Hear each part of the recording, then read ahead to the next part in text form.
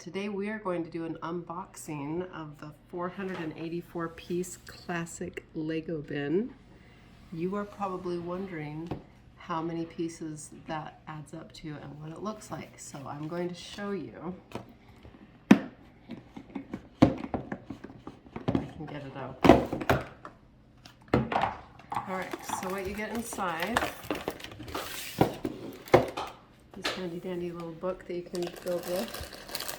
And this is how many, these are the pieces inside.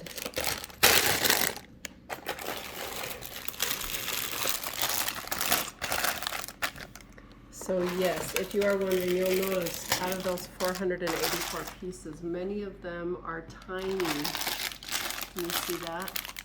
There aren't as many of the big ones. And I looked and looked, it's impossible to find a set of just the big ones. I think you actually have to go through the Lego store.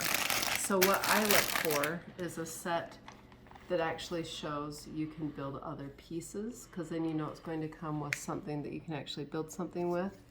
Now this one doesn't have, it does have little tiny pieces, but it's not made entirely up of tiny pieces. So I think that's a good sign. What I like to do is, after getting this set, because it's not going to fill that whole bin, I then buy a cheap set and mix that with it so that there's actually enough Legos to play with. Because this is going for a STEM kit, and this box actually is completely full of Legos. But just to show, well, let me show you a different one that you can tell the difference.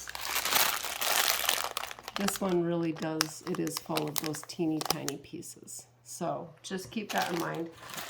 What I did though is I tried to find a set, you can see, where it will come with pieces that can make little trucks and stuff, so it's actually a fun set. And it also comes with a building set that will actually let you build cars and houses and things like that.